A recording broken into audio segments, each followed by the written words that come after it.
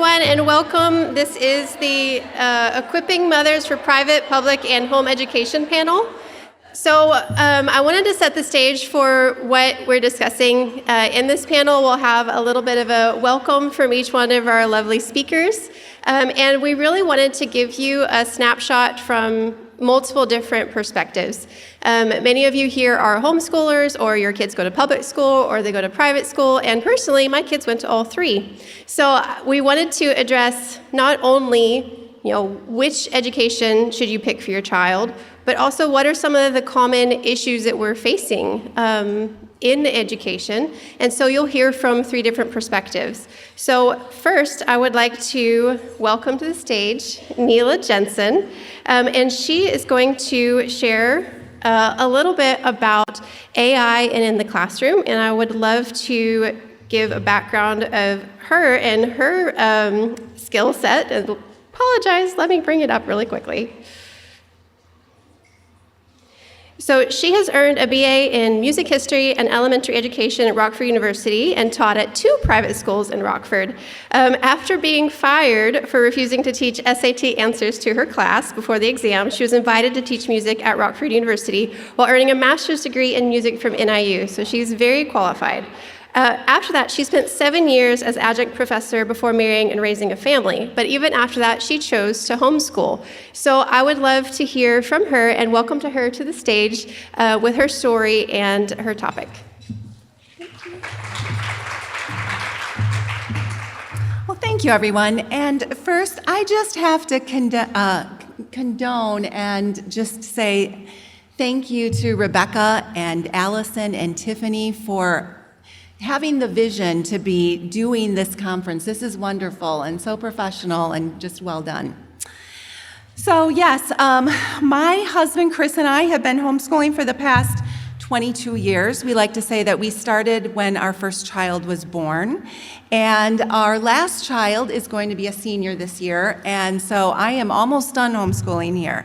I have to say that it has been the hardest and the most rewarding job that I have ever done. And I am very passionate about homeschooling. I could talk about it for an hour, and I don't have that much time. So I would love to hear your questions, either during the Q&A, or we have an ICHE booth out in the exhibit hall that you can stop and talk to me. But I'm going to talk about a few things today. I was asked to talk about 2 organizations that we're involved in, and one of those is ICHE, which is Illinois Christian Home Educators. They are a not-for-profit Christian organization that focuses on homeschooling. ICHE has different legal advice, special needs advice. They have listings of co-ops in Illinois, how-to information, and it's just overall a large support group. ICHE hosts lots of different events during the year. We have our 3-day conference coming up the end of May. That's at Olivet University in Bourbonnais, Illinois. And we bring in lots of different speakers. And I have to say that my husband and I have grown so much through that conference, because it's not just about how to homeschool. We've learned so much about marriage and parenting, and I cannot recommend that conference enough to you. There are family camps, marriage retreats, mom winter renewals, youth events, lots of different events through ICHE. And there's no membership fee to be a part of that. And if you're interested in anything that I mentioned with them, I put their website up there. You can look at more information with that. The second organization is HSLDA, Homeschool Legal Defense Association. So how many of you have heard of HSLDA before? Okay, good, about half of the room. And they are a nonprofit organization that has been legally defending homeschool freedom since 1983. There is a membership fee to be a part of HSLDA, but that membership fee includes free legal advice and representation if you would ever have any sort of problems in your homeschool journey. They also have different educational resources. I have used them to print off very professional transcripts for my graduating seniors. I have called and asked them different questions over the years. And then probably my kids' favorite, we have gotten discounts at Florida Legoland. So you can look more up about them at hslda.org. So I was asked to talk a little bit about AI, and we've been using artificial intelligence for years, right? I mean, it's embedded in movies, apps, YouTube, messaging, Alexa. But what I really want to talk today with you about is more generative AI, which has only been around since November of 2022. And this is AI that is creating, right? So if you think about ChatGPT or Character AI, Perplexity, Claude, Grok, how many of you use any of those apps? Okay, so some of you. Out of curiosity, how many of you use it once a week? All right, so some of you are using it a little bit more. So I would like to talk about some benefits and some ways that you can use it in your homeschooling, or even if you're not homeschooling. And then I have to talk about some negatives with it. And then lastly, just how to navigate AI with your kids, because it is a newer thing. So the first thing that I put up here is you can use it to brainstorm ideas. And so the example I was going to give is, let's say a friend gives you some art supplies. So gives you some felt and some pipe cleaners and glue and maybe some beads. So you ask AI, what can I do with these 4 items? AI will print out, give you probably 5 different ideas of what to do with those art supplies. So that's one way that you can do it, just to brainstorm different ideas. The second thing, I have used it to create things, so worksheets or games or even recipes.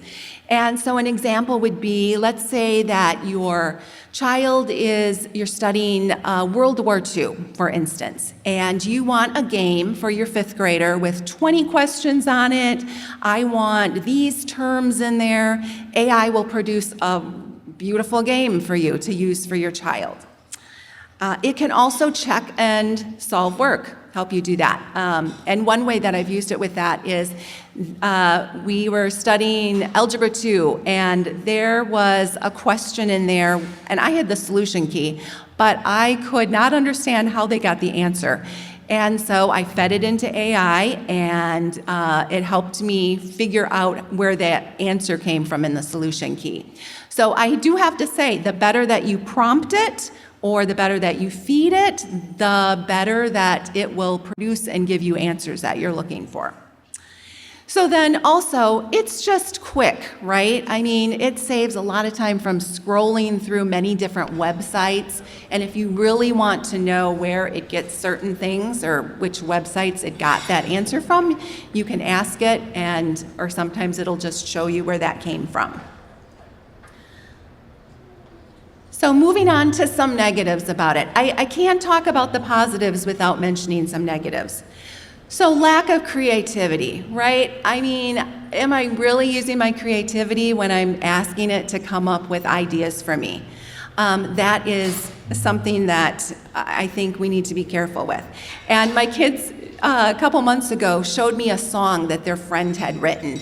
So he wrote this song for a girl that he liked, and he wanted a country song. He gave it a couple different phrases he wanted, and AI produced this wonderful song.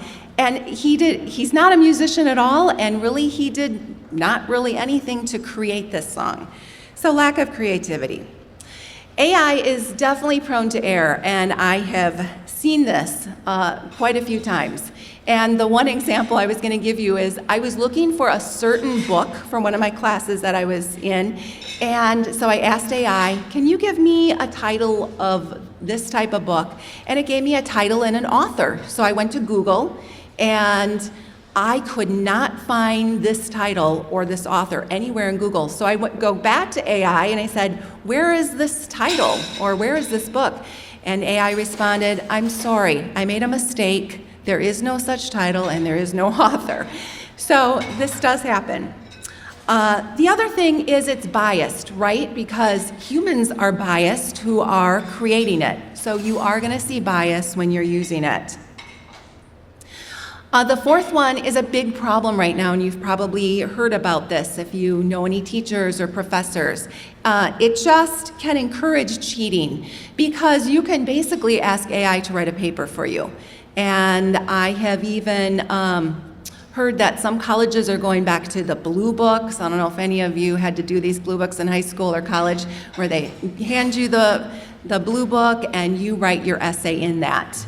And they're having them write their essays within class. So with all of this, it can limit the growth of critical thinking and problem solving, right? Because I'm really not doing as much work. The sixth one is a big problem because it can replace human relationships, because you can emotionally bond with this. And my daughter sent me a video a couple weeks ago about a young mother who had postpartum depression, and she turned to AI for information, but then she started emotionally bonding with it. And I can see clearly how this could happen because I've had it say to me before, "Oh, I'm so sorry you're going through this problem. How can I help you?" So that is one problem. And then algorithms, of course. You know what algorithms are with Netflix. You see it where you watch a genre of movie, and then it'll say, you might like this movie and this movie. Or Amazon. I get emails all the time now. You bought this, so maybe you want to buy this. So definitely you will see algorithms with AI. So how do we navigate it with our children? First of all, I personally don't recommend that you use it until they're in high school. And so teach them how to use it ethically, not to do all of their work. And I've seen changes with my classes at NIU. I'm working on a master's there right now. Last year, certain classes did not allow you to use it. This year, they sent a policy out that every class can use it, but you can use it in these certain ways. Teach kids how to verify credibility. Don't let them trust everything that it says. Look to other sources to verify answers. Then also teach them that it is not human. AI recognizes patterns. AI recognizes and follows instructions, but it does not think or feel like a human. So it should never replace human relationships. Teach them not to share information, especially even their name. If AI realizes what your name is, every time it'll be responding to you like that. Neela, I'm so sorry that you're going through this problem right now. So, and then teach boundaries with your kids. Have them use it under supervision. And I like to give the example of driving a car, where you won't just hand your 16-year-old the keys to your car. They have to go through driver's education. They have to do 60 hours at the wheel with an adult next to them. So, there's so much more I want to say about this, but my time is up, and I just want to encourage you, be physically present with your kids and be a source of wisdom. Ask God to give you knowledge in this subject, not just AI, but homeschooling in general, because God is the source of all wisdom. Thank you so much.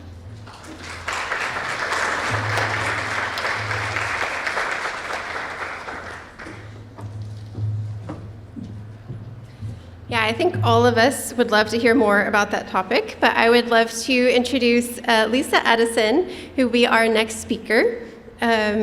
Lisa is a homeschool mom of 4 thriving students, has managed and operated homeschool enrichment programs in DuPage County, so she's an amazing resource if you're curious about homeschooling, for the past 5 years. She's an admin for DuPage County Homeschoolers Facebook group, is a homeschool advocate and consultant, and has passionately fought for legislation to defend homeschooling rights. So I'd love to welcome her, and I'm going to get her presentation up and running.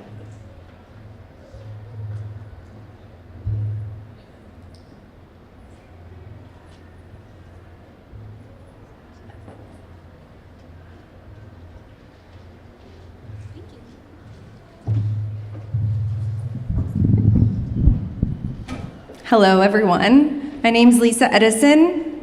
I love everything there is about homeschooling.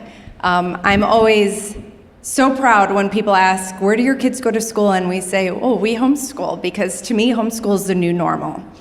Roughly 6%, I think, of U.S.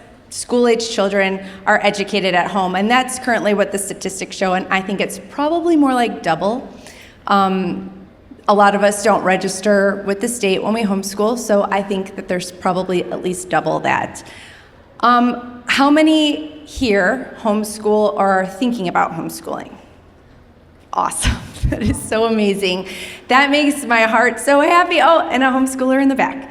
So we all know that homeschooling creates such an amazing bond and connection with our students, with our family, right? We're bringing them into the home and we're creating this lovely place for them to learn and for us to grow as a family.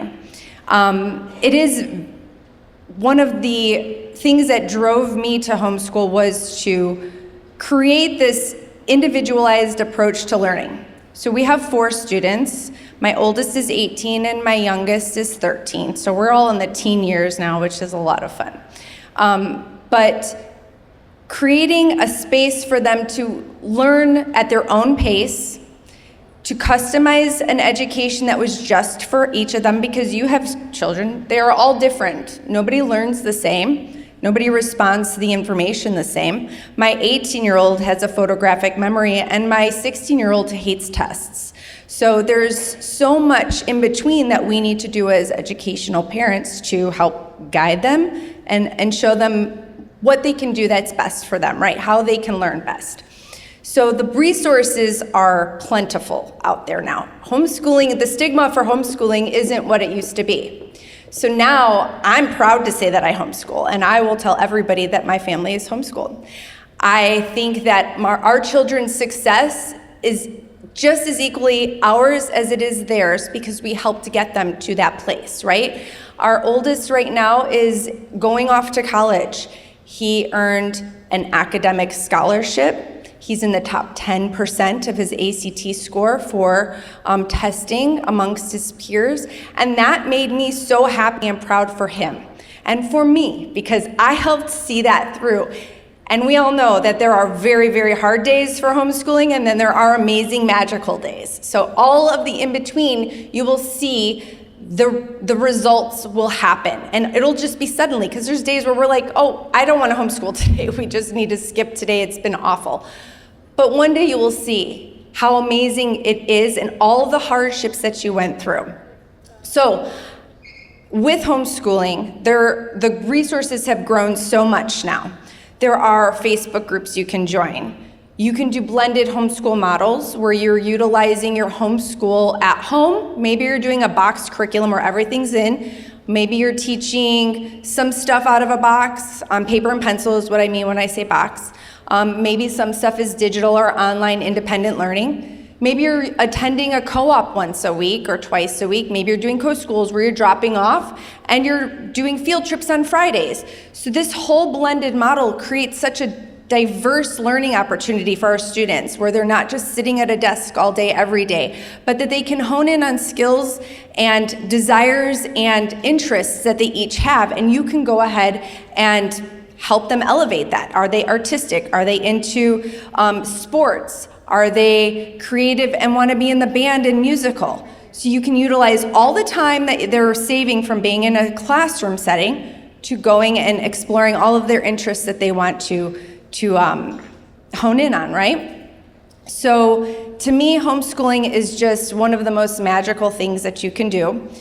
You can utilize all of the resources that are out there. There is so much that you can tap into, especially in the homeschool community. There are Facebook groups for almost every county, DuPage, Cook, south suburbs, northwest suburbs. They're all out there, and you can tap in and ask parents what they recommend. What do they use for curriculum for this, that, or the other thing? And I think that sense of community is just really, it's enriching. It makes you feel so supported as a parent, and when you just don't know what to do, there are people out there that might have the answer for you or a suggestion, and you can feel okay asking because we're all in the same boat together.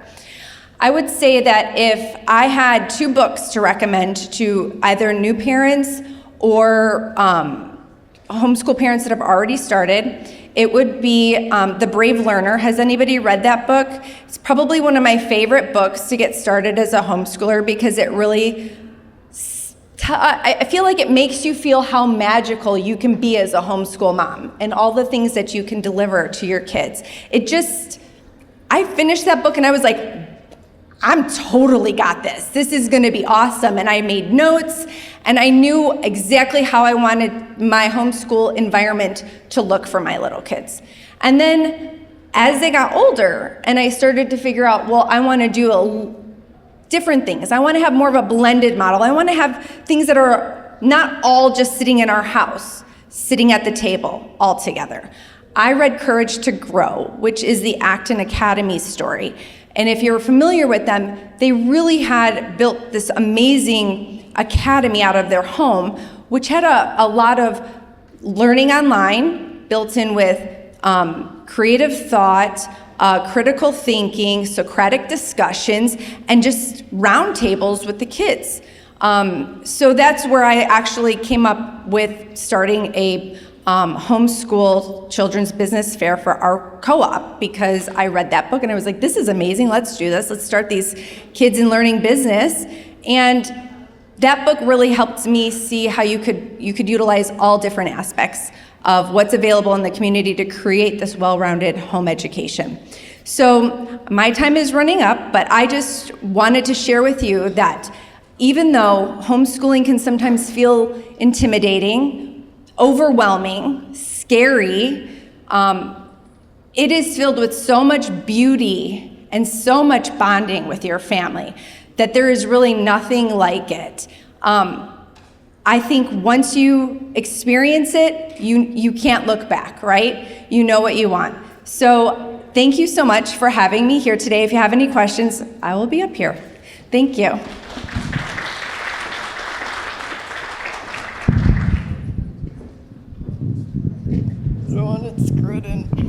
There we go.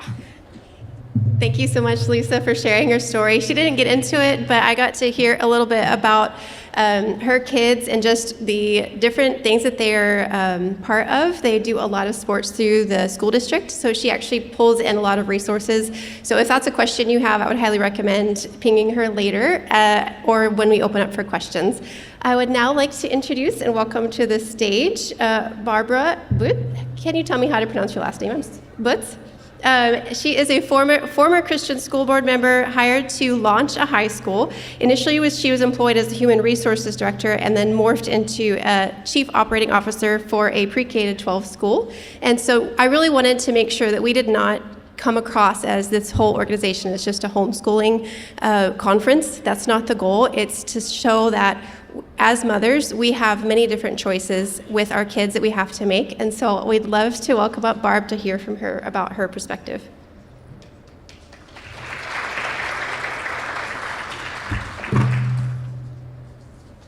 Thanks so much. Well, good morning, everyone. The decision for our family to choose Christian education did not come easily. I think one of the biggest hurdles we faced was, in many families' faces, the cost. When you look at 8 to 12 years of schooling and then multiply that out by the annual cost, it can be daunting. And that was a real inhibitor for us. So I began my journey by visiting the public school in my area and sitting in on a couple different classes, getting a tour of the building, watching the teachers in action, both in terms of their instructional time as well as discipline, free time. Then I visited probably, I would say, 5 different schools, both denominational schools and non-denominational Christian schools, again, to observe how is discipline handled, how is instruction delivered, how engaged are the students. And that was for my first daughter. And we wound up choosing a school in Northfield, Illinois called Christian Heritage Academy. We spent 21 years there because of the ages of our kids.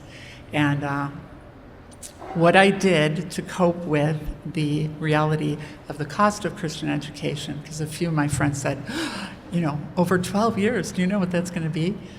I viewed it as an investment and not a cost. I was investing not only in my children's education, but in their eternity, because I was partnering with like-minded individuals who believe that Christian education isn't just about adding a Bible class to a standard curriculum. It really shapes how children, students, understand truth, they understand purpose, identity, and the benefits tend to show up both academically, spiritually, and socially. Rather than multiply out 10 or 12 years of education, I chose to divide it by the hour and realized I was paying more for a babysitter than I was for Christian education. And that put it into perspective for me. Secondly, I realized that God is the provider of every good thing. And if our heart was to provide a Christian education for our kids, if he takes care of the birds of the air and the flowers of the field, that he would take care of us as well. And he did. He was very faithful to us. There are a few things I'd like to cover in terms of what are the benefits of Christian education. Of course, a strong moral foundation is a big, big piece.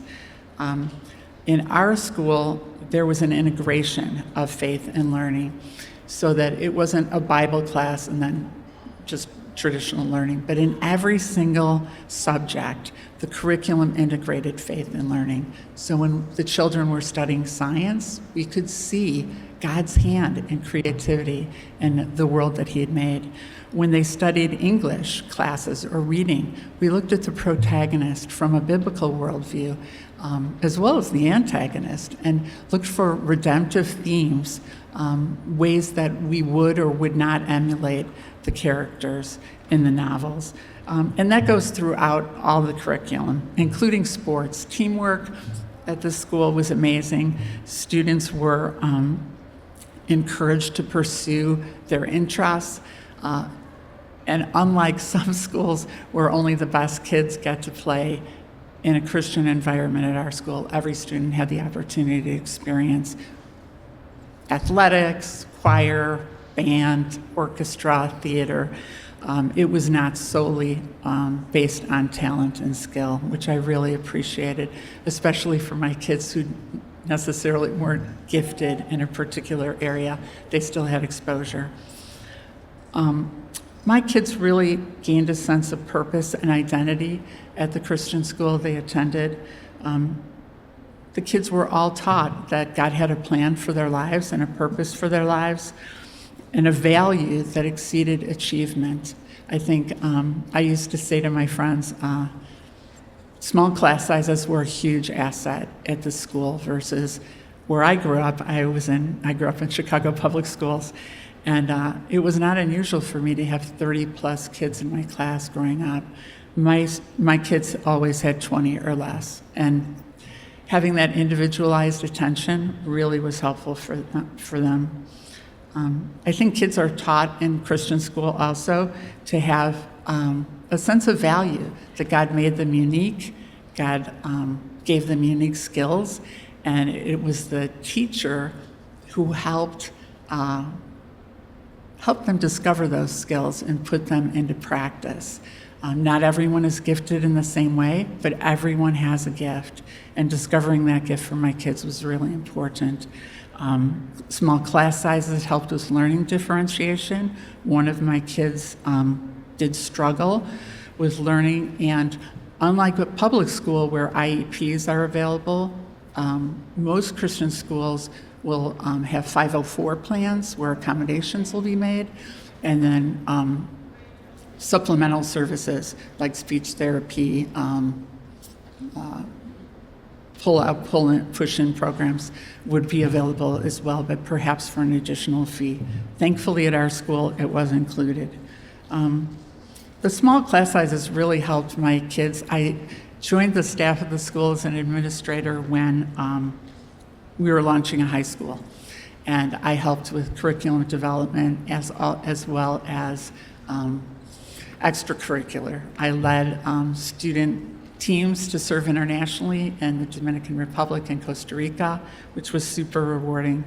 And again, putting faith in action was an amazing piece of the overall growth for my kids.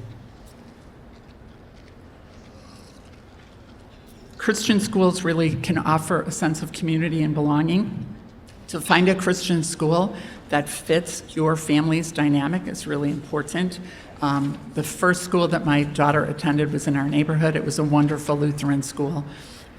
We are not Lutheran, however, and so when my daughter in kindergarten came home and asked me when she was baptized, I said, well, you haven't been yet. That's something you'll get to decide. And she said, well, teacher said everyone is baptized. And so we realized we needed to find a school that probably matched and better fit our understanding of theology and its application in our kids' lives. It's important to remember also that sending your kid to a Christian school does not abdicate your responsibility for training up your child in the way that they should go. That the Christian school is really a partner with you in helping your child develop into all that God intends them to be. We spent 21 consecutive years at Christian Heritage Academy. I looked at it as an investment in my child's eternity and often said, our goal is for them to be heaven-bound before they're Harvard-bound. And oftentimes the world standards are, looking at ACT scores or looking at college acceptance levels.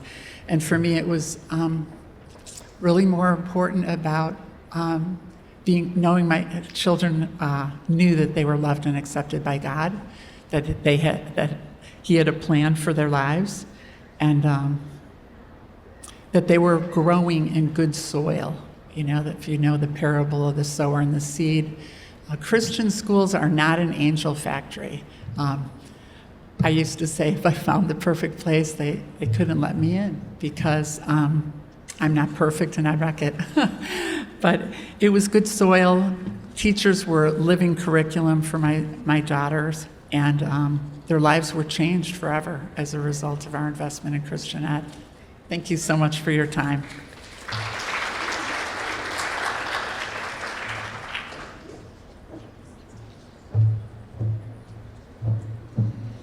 So now we're going to open the floor for questions. And so I'll be walking around like I did earlier with the microphone. So if anybody already has a question prepared, raise your hand.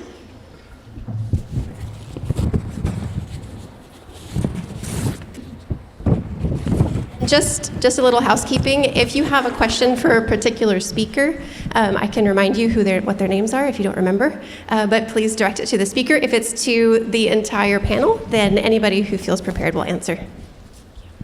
Hi, I have a question. I guess it's for anybody, but specifically about private schools as well. I feel like in my mind, the cost is worth it if a lot of private schools are offering tech at the same age as public schools. Do you know of any private schools that are offering tech a lot later for kids so that it feels like a different curriculum in that sense as well? I know it's a little bit of a niche question. Schaumburg Christian? Okay. Yeah, like in the DuPage area? Each school is really different. Okay. And there's a reason I visited like 5 schools before we made a choice.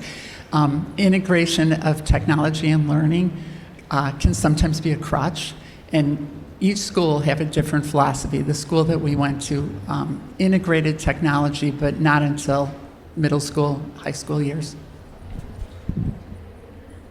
Sorry, one more question. This is specific to homeschooling. I'm very unfamiliar with homeschooling, so I wrote down a couple things, but you said there's like co-ops, which I'm assuming is the smaller groups, and then I didn't know what co-schools were, or what are all the different options? Yeah, absolutely.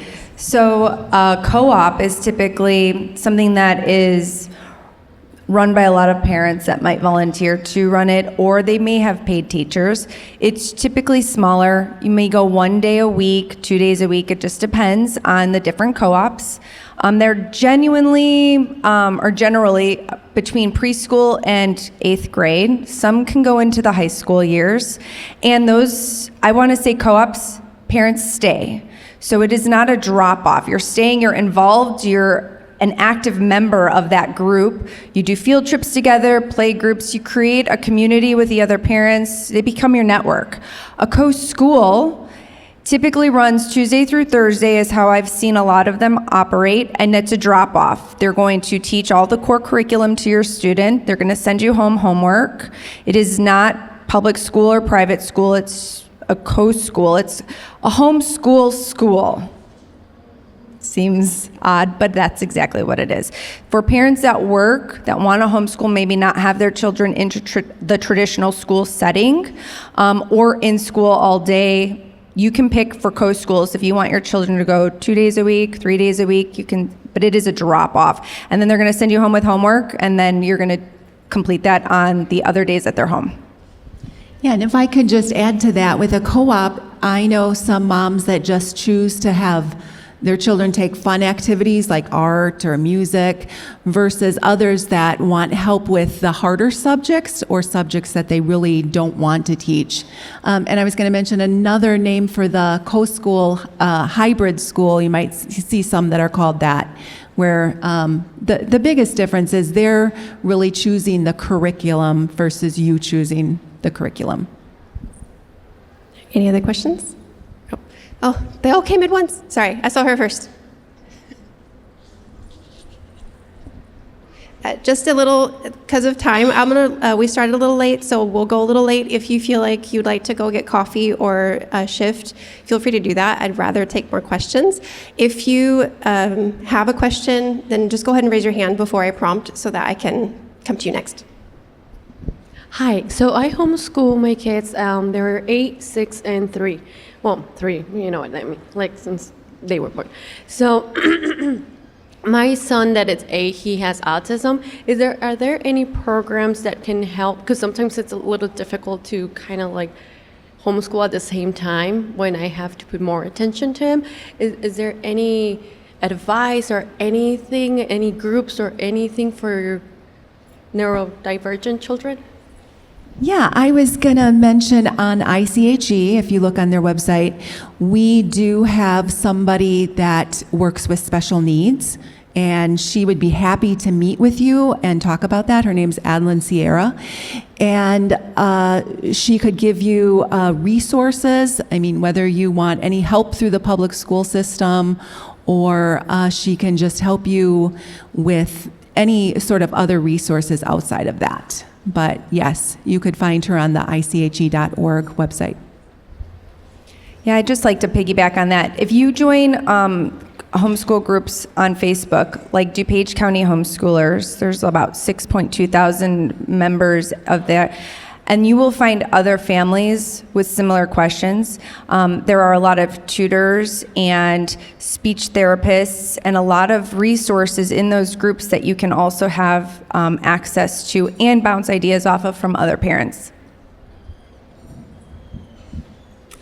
Hi, I'm currently homeschooling my kids, and I don't know if either of you have navigated this, Neela or Lisa, but if you have kiddos who are really into sports, I feel like that's already, my oldest is almost 11, it's already becoming a thing. Like everyone's asking, well, is he going to go to public school for high school so he can play sports? And have you navigated that? And if so, like, where do I even start?